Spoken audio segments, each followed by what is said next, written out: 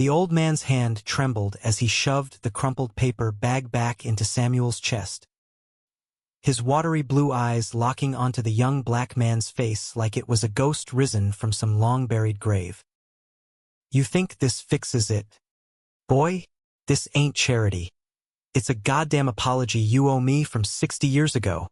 Samuel froze, the weight of those words hitting harder than the autumn wind whipping through Chicago's South Side. Because in that moment, he saw not just confusion in the stranger's gaze, but a flicker of recognition that cut straight to his own hidden scars. And just like that, the lunch he'd scraped together from his last $5 became the spark that would burn down everything he thought he knew about love, loss, and the lies families tell to stay whole. Samuel Jackson had always believed in small acts of mercy, the kind that didn't demand fanfare or repayment, because in Englewood, where bullets flew as freely as the L train rattled overhead, survival meant keeping your head down and your heart guarded. At 22, with skin the color of polished mahogany and eyes that carried the weight of too many evictions, he hustled 2 jobs. Mornings stocking shelves at the corner bodega, evenings wiping tables at a diner that smelled eternally of grease and regret. His apartment was a 3rd-floor walk-up in a brownstone that leaned like it was tired of standing, shared with his mama, who nursed her lupus with church hymns and whatever pills the clinic doled out.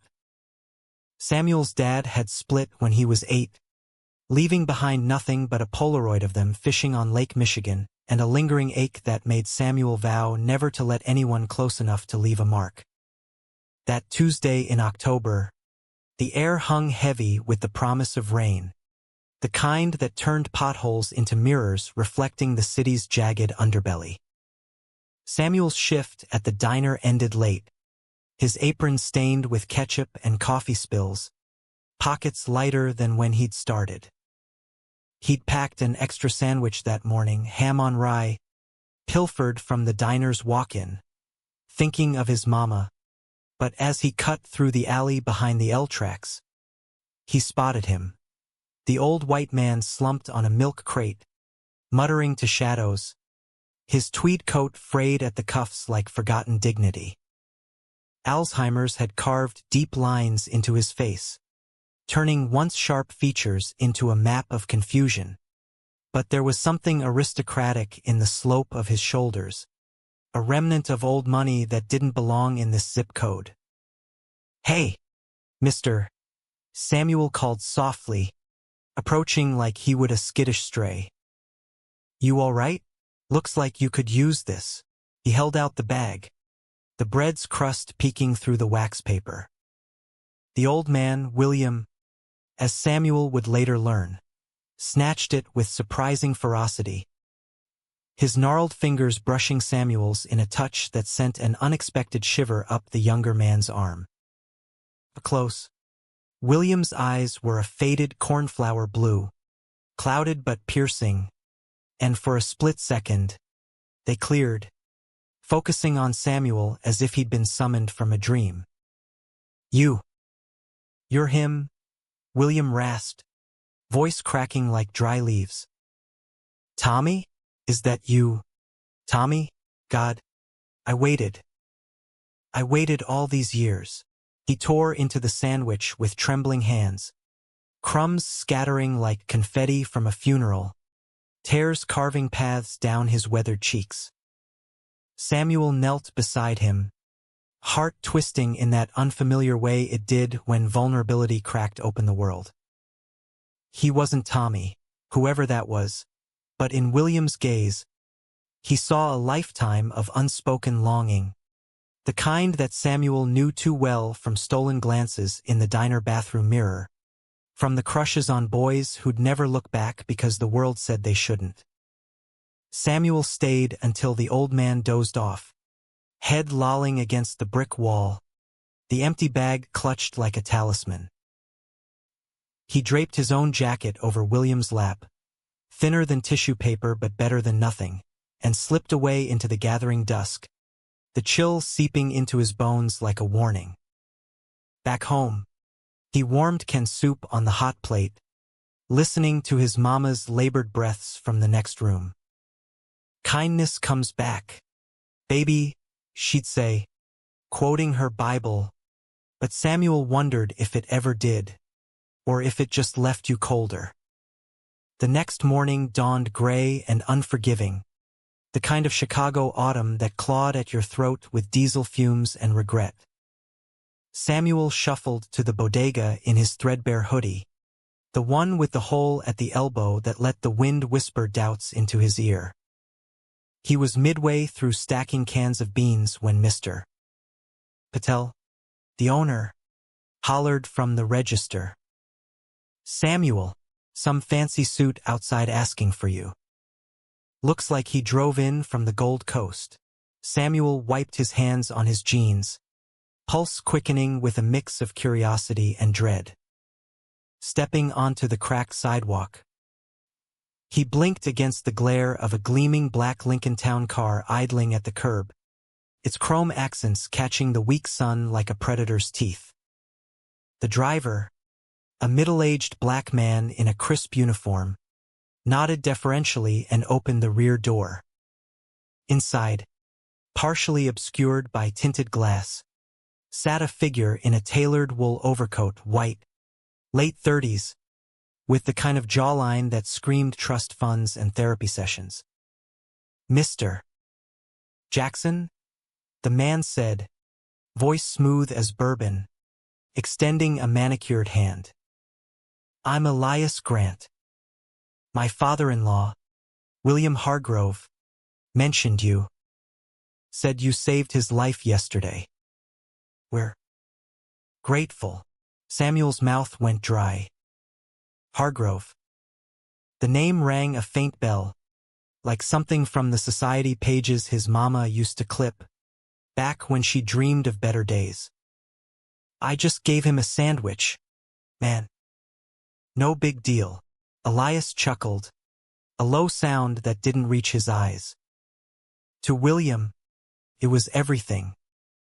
He's not been right for years, Alzheimer'S, you see. Wanders off, confuses faces. But last night, he came home raving about a young man named Tommy who'd come back to him. Described you to a T. He gestured to the open door. "Please, join me. Just for a moment. There's something we need to discuss." Against every instinct screaming trap, Samuel slid into the leather seat, the scent of new money, cologne and polished hide, enveloping him like a foreign skin. The car was a cocoon of luxury, heated seats warming his chilled thighs, a minibar stocked with crystal glasses. Elias settled opposite, crossing his legs with the ease of someone born to command spaces. "William's family has resources," he began, pulling a leather folio from a compartment. "The Hargroves built half of the city, steel mills, railroads, the works. Old money, as they say. But William's condition has taken its toll. We have caregivers, but yesterday, he slipped away again. You brought him peace, Samuel. Something we haven't seen in ages." Samuel shifted, the leather creaking under him. "Glad I could help. But why the car? Why me?" Elias's smile tightened. "Because William insists on repaying you. And because my husband, his son, Nathaniel, believes in serendipity. Nate's the one who sent me. He's particular about family legacies." He flipped open the folio, revealing a check, $5,000, made out to Samuel Jackson. "For your time. And perhaps more, if you're willing to visit William occasionally. He latches onto kindness like a lifeline." Samuel stared at the figure, zeros blurring as his mind raced. $5,000 could pay the back rent, stock the fridge, get his mama's meds without the clinic lines. But there was something off in Elias's gaze, a calculation that made Samuel's skin prickle.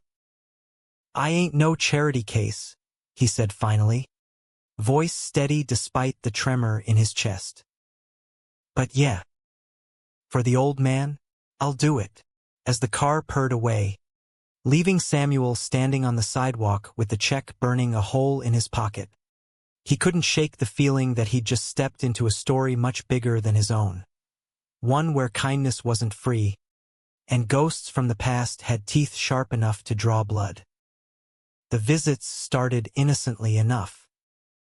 Twice a week, Samuel would take the bus up to the Hargrove estate on the North Shore, a sprawling Tudor manse that loomed over Lake Michigan like a sentinel from another era. The place was all gables and ivy, with lawns manicured to surgical precision and a driveway that could swallow his entire block. William greeted him each time with that same bewildered joy, calling him Tommy until Samuel gently corrected him, only for the name to slip away like sand.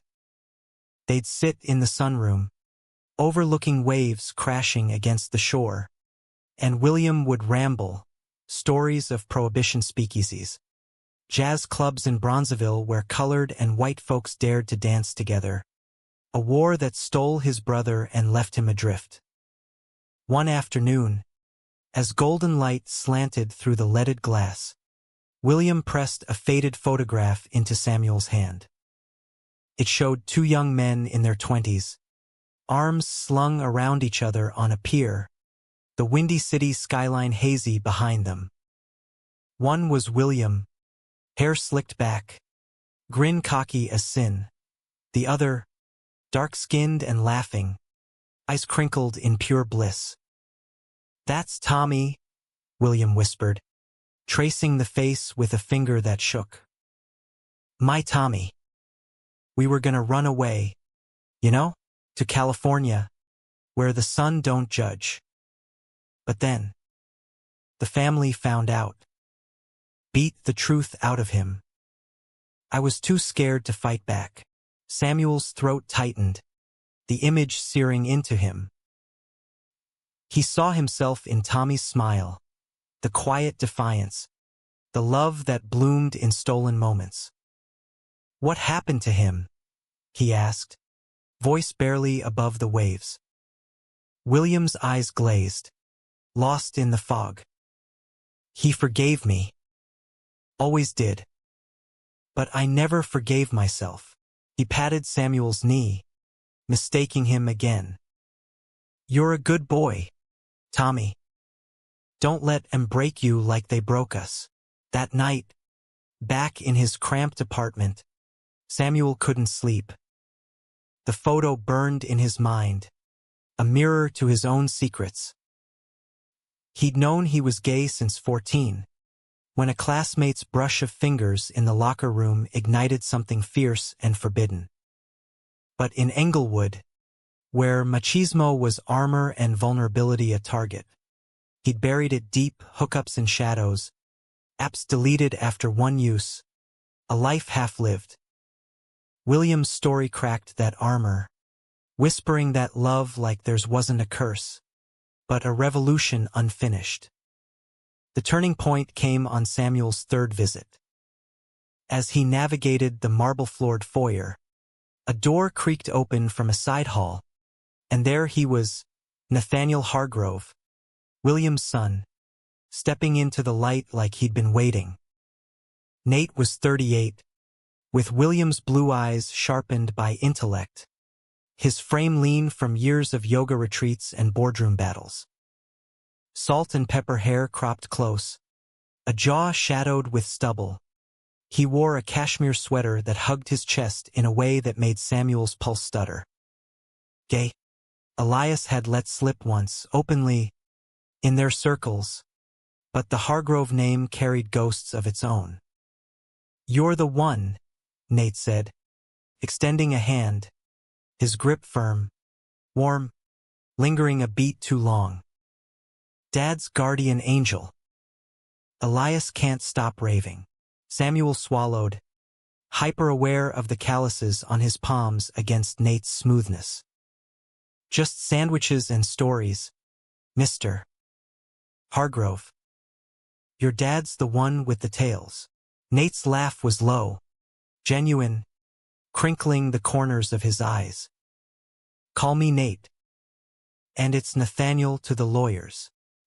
He glanced toward the sunroom, where William napped in his armchair. He's been brighter since you came. Thank you. They talked then, over coffee in the library, walls lined with leather-bound tomes and oil portraits of stern ancestors. Nate was an architect, designing eco-skyscrapers that dotted the skyline, married to Elias in a ceremony that made the Sun-Times Society page. But beneath the polish, Samuel sensed fractures, the weight of legacy, the son who couldn't save his father from the mind's slow erosion. Alzheimer's is a thief, Nate said, staring into his mug. Steals pieces until you're left with echoes. But you bring back the music. Samuel felt seen, truly seen, for the first time in years. Nate's gaze held no pity, only a quiet hunger that mirrored his own. When their knees brushed under the table, neither pulled away. As weeks blurred into November, the visits evolved. Samuel and Nate found excuses to linger. Walks along the bluff, where lake winds whipped their coats like sails. Dinners in the kitchen, away from the hovering staff, where Nate's laughter filled spaces Samuel hadn't known were empty. Nate shared stories of his coming out at 18, disowned briefly by William in a fit of denial, only to be welcomed back when the old man realized the hypocrisy of his own hidden past.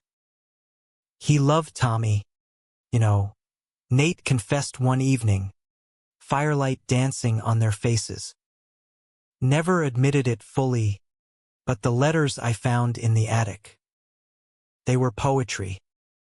Raw, desperate.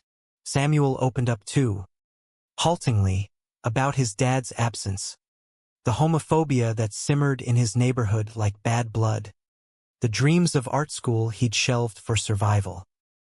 In Nate, he found a bridge to a world where love wasn't whispered but declared, where two men could hold hands without fear of fists. Their first kiss happened on a crisp Saturday, after a hike through the dunes, Nate pulling Samuel behind a cluster of cattails, lips crashing with the urgency of dammed rivers breaking free. It was messy, tasting of salt and longing, Nate's hands framing Samuel's face like he was a masterpiece unearthed. I shouldn't, Nate murmured against his mouth, even as he deepened the kiss. Elias. The family. But God. Samuel. You feel like home. Samuel's heart soared and sank in equal measure. He knew the risks. Nate was married, entangled in a life of appearances, and Samuel was the outsider, the black kid from the wrong side with baggage heavier than his duffel. But in that moment, with the lake roaring approval, he let himself believe in fairy tales. Winter clamped down on Chicago like a vice, snow blanketing the south side in a deceptive hush that muffled screams and secrets alike. Samuel's world tilted on its axis, days bleeding into nights of stolen bliss with Nate. They'd meet in neutral territories, a dive bar in Wicker Park where the jukebox played Motown covers, or Nate's studio downtown, blueprints scattered like fallen leaves as they tangled on the drafting table, breaths fogging the glass walls overlooking the frozen river. Nate was a revelation, tender in ways Samuel hadn't imagined, tracing the scars on his knuckles from bodega brawls, whispering affirmations that chipped away at years of self-doubt. You're not just kind, Samuel, he'd say, fingers interlaced under starless skies. You're brave. The world needs more of that, but bravery had costs. Elias noticed the shift first, his smiles turning brittle during family Sundays at the estate. William, bless his fading soul, adored Samuel more each visit, gifting him trinkets from his youth, a pocket watch engraved with TNWH Forever, a jazz record of Billie Holiday crooning about lost lovers. "For you, Tommy," he'd say, and Samuel would play along, heart aching for the man William had been, for the love he'd buried under layers of societal shame. In those moments, Samuel glimpsed the humanism Nate clung to, redemption not in grand gestures, but in honoring the fragments left behind. Yet the idol cracked under pressure. Samuel's mama grew suspicious of his late nights, her Bible thumping laced with questions about that rich white boy she'd glimpsed from the window. "Don't let them use you, child," she'd warn, her eyes sharp despite the pain. And at the estate, whispers followed Samuel like shadows, the housekeeper's averted gaze, the groundskeeper's grunt of disapproval. Nate's world was a gilded cage, where queerness was tolerated in private clubs but scrutinized in the light of Hargrove legacy. The first real conflict erupted over Thanksgiving. Nate invited Samuel to the estate dinner, a lavish affair with crystal chandeliers and caterers in starched whites. "Elias knows," Nate confessed in the car, his knuckles white on the wheel. "We've been open about things. But this, bringing you, it's a statement." Samuel's stomach nodded. "A statement to what? Your marriage? Your dad's ghosts?" Nate's jaw clenched. "To us. To proving love wins." The dining room was a battlefield of silver and linen, 20 guests in black tie dissecting the turkey with surgical precision. Elias sat at Nate's right, his smile a veneer over something sharper. Across the table, Nate's sister Lydia, a brittle socialite with pearls like armor, eyed Samuel as if he were an exotic import.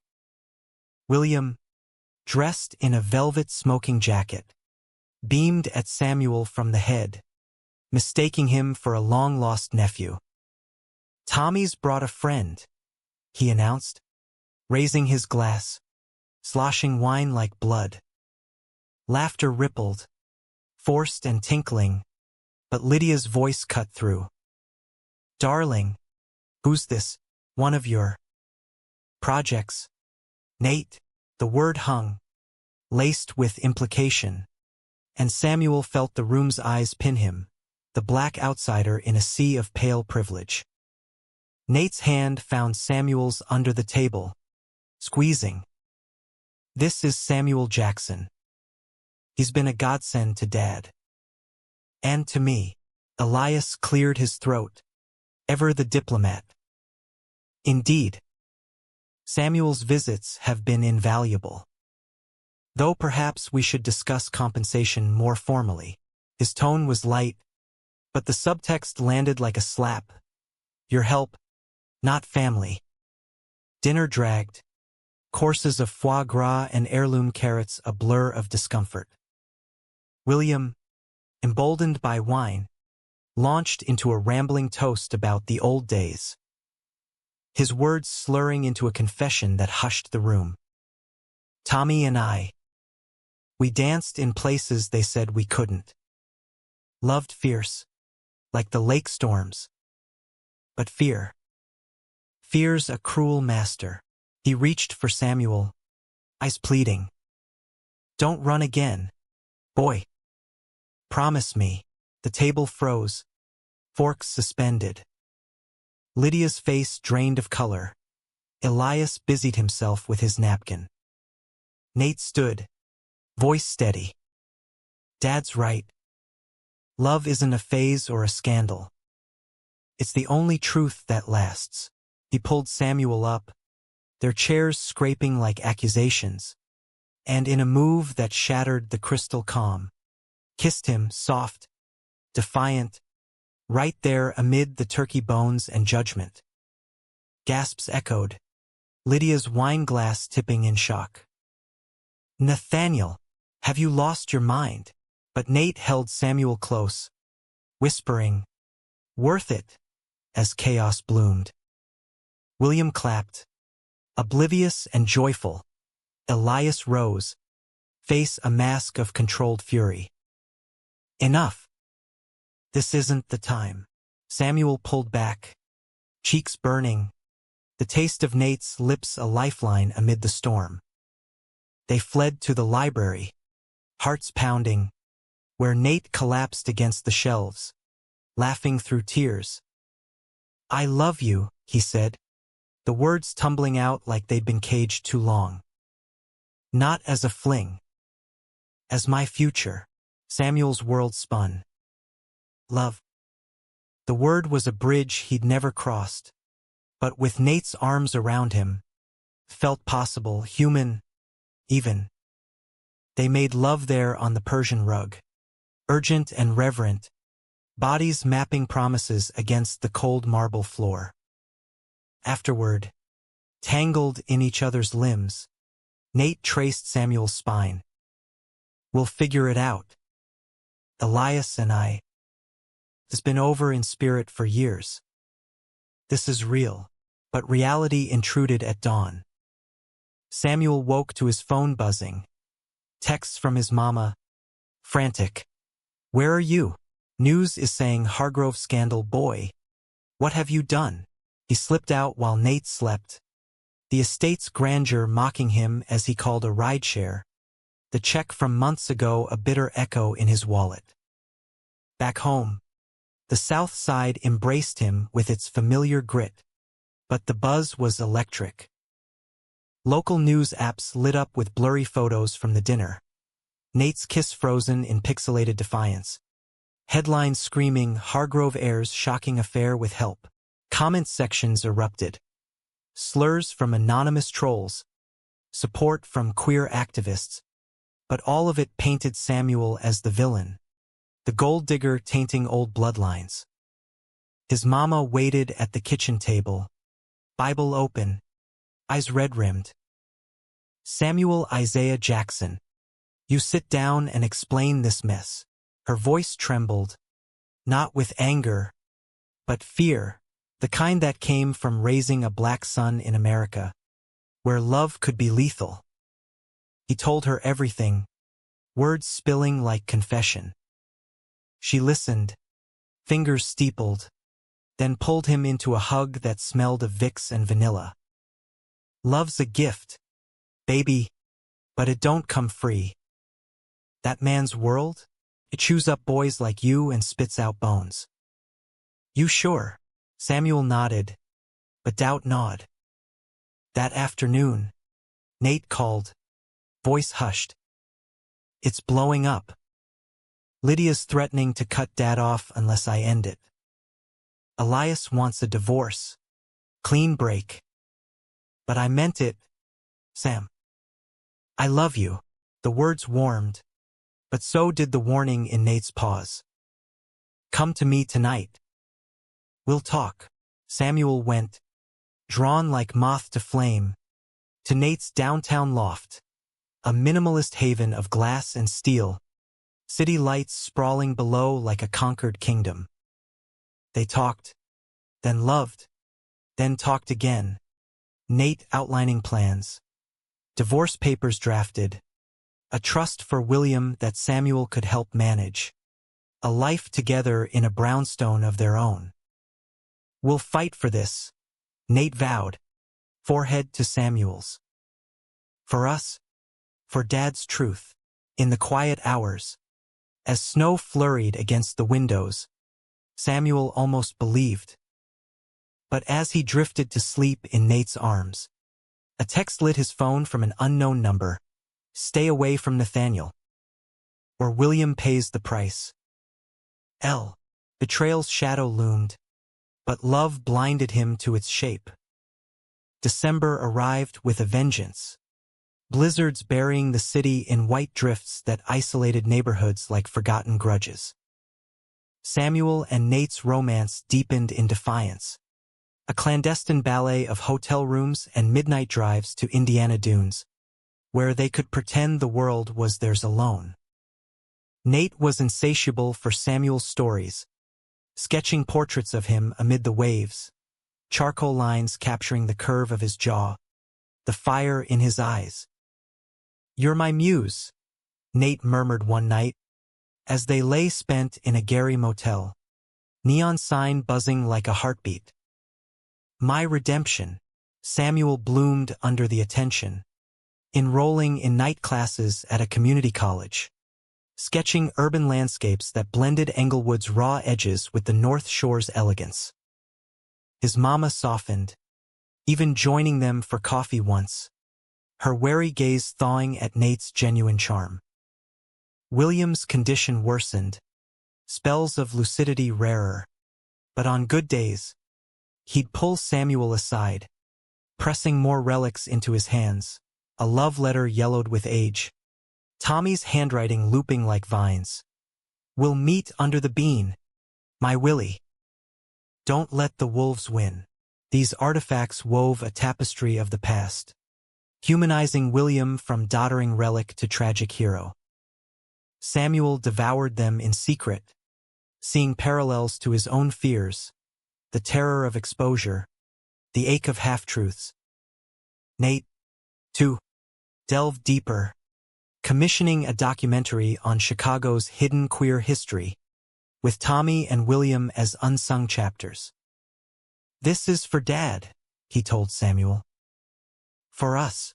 But the undercurrents swirled darker. Lydia's threat lingered like smoke, unanswered but omnipresent. Elias filed for divorce quietly, citing irreconcilable differences. But tabloids sniffed blood, plastering photos of Nate and Samuel arm in arm at a holiday market, Samuel's hoodie clashing with Nate's Burberry scarf. Headlines shifted from scandal to speculation. Hargrove heartthrob's new flame. From servant to soulmate, public scrutiny stung, but private pressures mounted. At the estate, staff turnover spiked. Whispers of Lydia's influence reached Samuel, payoffs to silence loyalties.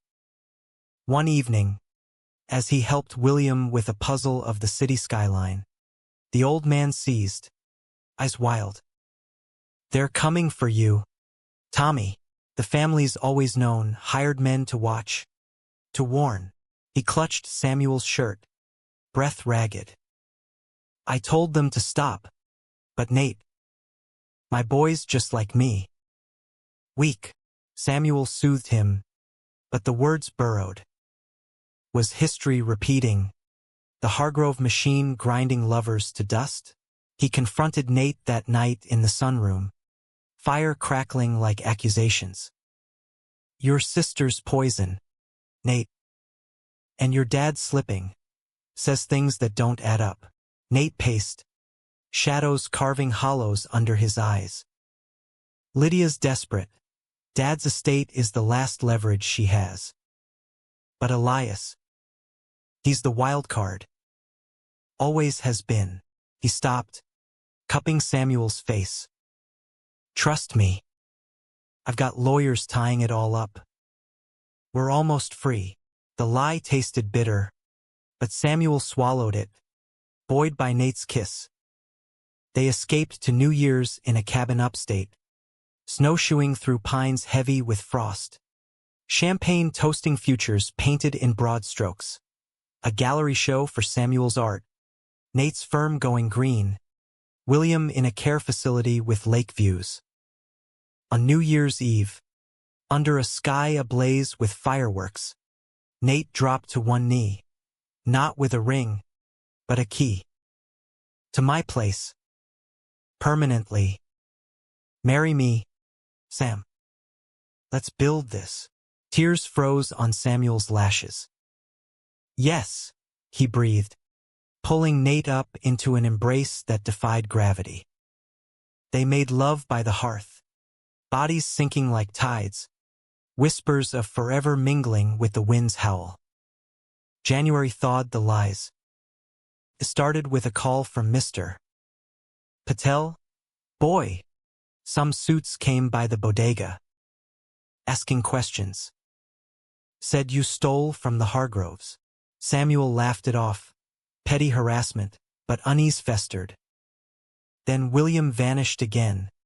Found wandering in a snowstorm by a beat cop, raving about betrayal in the blood. Nate blamed the cold. Samuel saw patterns. The climax brewed on a sleet-lashed afternoon.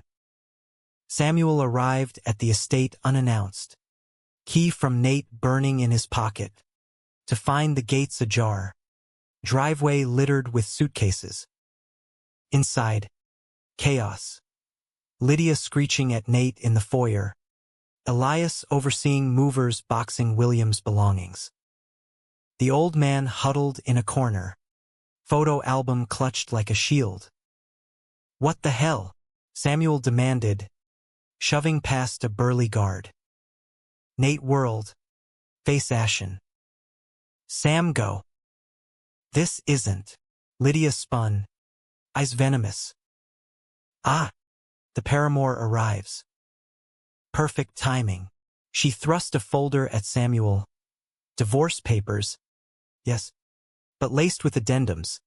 Nate's assets frozen pending investigation into embezzlement. Emails printed. Timestamps damning. Samuel's name on transfers from the family trust, funneled to his mama's medical bills, his tuition.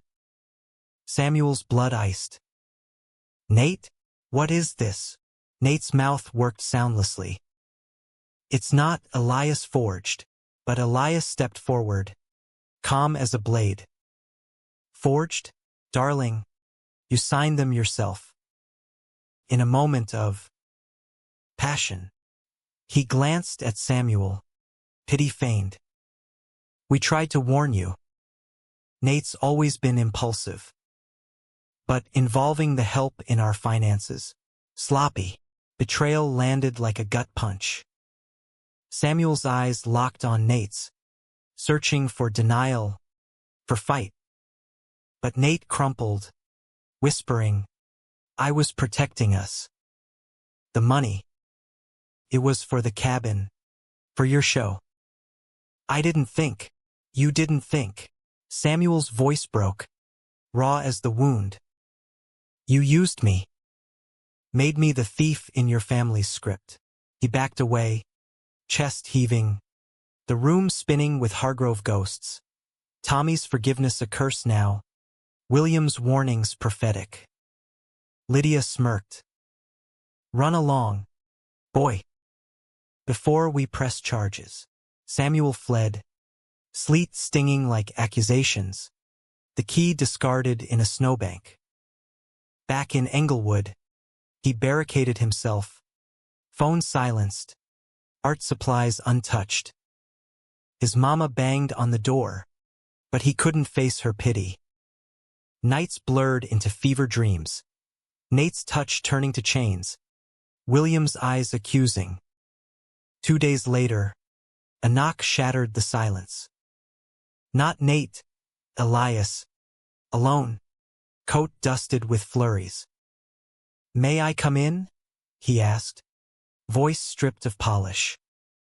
Samuel barred the door, but curiosity cracked it. What? To gloat. Elias entered, surveying the sparse room with quiet respect. To apologize. Nate's a fool, but he's family. And William. He asked for you. He handed over an envelope. William's scrawl. To Tommy's echo. Inside. A letter not faded relic, but fresh. In lucid script. I remembered today. Not all, but enough. You ain't Tommy, but you woke him in me. Forgive my boy, he carries my sins.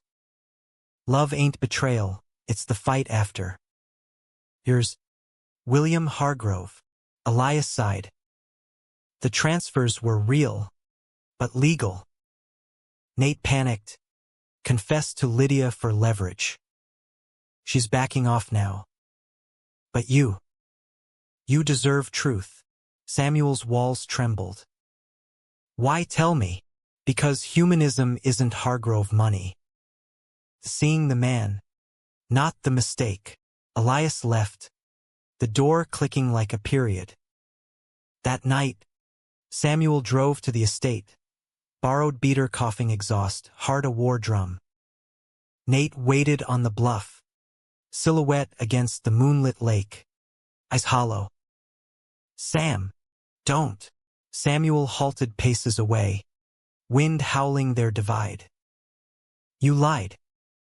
Used our love like a ledger. Nate fell to his knees, snow soaking his jeans. I did. Terrified of losing you, of the family machine. But losing you, it's death. Tears carved paths down his face. Forgive me, or end it. But know I love you, flaws and all. Samuel's resolve fractured. The drama of it, the bluff's edge, waves crashing like catharsis, mirrored William's photo, Tommy's forgiveness a beacon. He knelt too, hands framing Nate's face, thumbs brushing salt. We fight together. No more secrets. They kissed, fierce and forgiving, the storm breaking around them. But as they rose, arms entwined, Samuel knew, romance was the spark, but survival the flame. Spring crept into Chicago tentatively, crocuses pushing through snowmelt like hesitant hopes, mirroring the fragile rebuild of Samuel and Nate's bond. Forgiveness wasn't a switch flipped but a daily tending. Therapy sessions in Nate's loft, where they unpacked betrayals like fragile heirlooms, joint visits to William, whose clearer days gifted them wisdom wrapped in whimsy. Love's like jazz, the old man quipped one sunny afternoon in the garden, azaleas blooming defiant. Improvises around the sour notes. Samuel and Nate laughed, hands clasped, the weight of winter lifting. But conflicts lingered, insidious as weeds. Lydia sued for control of the estate, dragging family skeletons into court. Tommy's letters subpoenaed. William deposed in a hearing that left him catatonic for days. The press feasted. Hargrove homophobia heats up, splashed across the Tribune. Queer activists rallying outside the courthouse with signs. Love wins lakefront. Samuel became a reluctant icon. His sketches selling at pop-up galleries. Proceeds funding legal fees. Yet fame's glare exposed cracks. Racist trolls doxing his mama's address. Whispers at Nate's firm questioning his distraction. Elias, in a twist of grace, became an ally. Divorce finalized amicably. He funded the documentary, narrating Tommy's story with quiet gravitas. I was the villain once, he confessed to Samuel over bourbon at a film premiere. Jealousy disguised as protection. But you humanized us all. Nate's growth shone brightest. He stepped down from the firm, launching a nonprofit for LGBTQ+ youth in underserved neighborhoods. His first project a center in Englewood, named Tommy's Echo, with Samuel as creative director. They broke ground together, shovels biting earth. Nate's arm around Samuel's waist for the cameras, a public declaration that silenced doubters. This is our legacy, Nate said, dirt-streaked and beaming. Not bloodlines, but bridges. Intimacy deepened, no longer frantic but rooted. Weekends in the dunes became rituals. Nate reading architecture manifestos aloud while Samuel sketched nudes, bodies later echoing lines on canvas. They navigated Samuel's hesitations, the fear of being the kept man, the cultural chasm of Nate's waspy rituals versus his Baptist roots. One Passover Seder at the mama's insistence. Nate mangled matzo ball soup but charmed her with tales of William's bootlegger youth, earning a tentative blessing. Treat my boy right, or Bible says lightning. Yet the emotional underbelly churned. Samuel's art turned confessional. Canvases of fractured lovers, black and white figures entwined against stormy skies, exhibited in a Soho show that drew critics raving of raw American romance. Nate swelled with pride, but jealousy flickered when a gallerist flirted overtly. Samuel's laughed too easy. "Am I enough?" Nate asked one night, vulnerability cracking his poise. Samuel pulled him close, breath sinking. "You're the canvas. I'm just the color." William's decline accelerated that summer, a fall down the grand staircase landing him in hospice. The family gathered, tensions thawing in shared vigil. Lydia arrived tear-streaked, clutching Tommy's photo. "I was wrong," she whispered to Samuel in the hallway, voice breaking. "Dad's stories. They were mine too. An uncle lost to conversion therapy. I fought to protect what I feared losing." Samuel forgave, not for her, but for the humanism William embodied, flaws as pathways to grace. In William's final lucid hour, surrounded by beeping monitors and loved ones, he beckoned Samuel and Nate. "My boys," he rasped, hands clasping theirs. "You did it. You danced where we couldn't." His eyes fluttered, a smile ghosting. "Tell Tommy. I waited. But now, I'm coming home." William Hargrove passed at dawn, lake visible through the window, a breeze carrying lilac scent. The funeral was a spectacle, cathedral packed with Chicago elite, eulogies blending corporate homage with queer anthems. Nate spoke last, voice steady. "Dad taught me love isn't inherited, it's chosen. Fierce, flawed, forever." Samuel stood beside him, hand in his, the weight of legacy shifting from burden to baton. Grief bonded them tighter, but betrayal's echo resurfaced in autumn. Lydia, executor now, contested the nonprofit's funding, claiming Nate's lifestyle-tainted decisions. Court again, this time with Samuel's mama testifying, her lupus flaring from stress, but her words fierce. "My son's heart ain't for sale. That's American, fighting for what's right."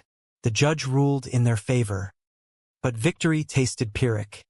Nate spiraled, drowning doubts in whiskey, snapping at Samuel over trivialities. "You're the saint here," he lashed one stormy night, rain lashing windows like accusations. "I dragged you into this hell." Samuel's temper flared, rare and volcanic. "Hell? This is life. Nate, we chose it, betrayals. Well, but running, that's the real betrayal." They parted furious, Samuel crashing at his mama's, sketching through sobs. Days stretched, texts unanswered, until Nate appeared on the stoop, soaked and shattered. "I can't lose you. Not to my demons." Samuel let him in, words dissolving into touches, apologies etched in skin. They rebuilt slower, therapy mandating boundaries. Date nights sans drama, art retreats where Nate learned to wield a brush, Samuel to blueprint dreams. By Thanksgiving reborn, they hosted a fusion feast. Mama's collards with Nate's turkey, Lydia awkwardly present, Elias toasting peace. Laughter flowed, tentative then true, the table a microcosm of their messy America. Black and white, gay and straight, bound by loss and love.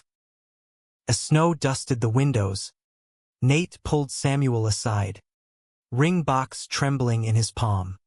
A simple gold band, engraved, TNWH Echo. "Marry me. Again. For real." Samuel's yes was a vow, sealing wounds with promise. The wedding unfolded in June, under a sky so blue it mocked past storms, on the same bluff where betrayal had knelt and redemption risen. 50 guests, queer kin from the center. Mama's church choir belting gospel remixes. Even Lydia dabbing tears beside Elias. Witnessed vows exchanged over Lake Michigan's endless blue. Samuel, in a tailored linen suit the color of midnight, spoke first. You saw me, Nate, not the boy from the blocks, but the man dreaming. In your arms, I found home. I choose you, every shadowed day. Nate, eyes shimmering, echoed.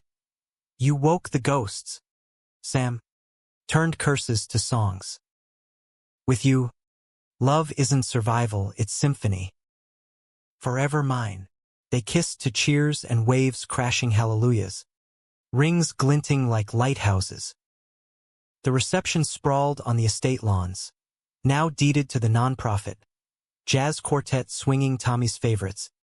Food trucks fusing soul and surf. Samuel's mama danced with Elias. Improbable partners in joy. Kids from the center painted murals on easels. Colors bleeding hope. Honeymoon in California. San Francisco's fog-kissed hills. Echoes of William's unfulfilled dream. They wandered Castro streets hand in hand. Unremarked. Free. Nate sketched eco-homes for queer communes. Samuel's canvases captured Golden Gate rainbows. Exhibited back home to acclaim. Life settled into rhythm. Mornings in their brownstone. Nate's Gold Coast edge meeting Samuel's thrift. Coffee brewed strong. Sketches over breakfast. Conflicts arose. Human scale. Nate's workaholic relapses. Samuel's imposter pangs at galas where old money eyed him askance. But they navigated with tools honed, date jars of prompts. Remind me why us. Annual bluff retreats for resets. The center thrived. Tommy's Echo, a beacon. Art classes for trans youth. Legal clinics for immigrant families. William's archives digitized for education. One crisp October, 2 years wed. Samuel uncovered a final ghost. Cleaning the attic, now their studio. He found a hidden cache. Tommy's journal. Mailed posthumously to William. Detailing beatings endured. Forgiveness extended. Willie, it ended. Our love was revolution. Pass the torch. Samuel shared it with Nate over wine. Tears communal. Your dad did. Through us. Nate nodded, pulling him close. And we'll keep passing.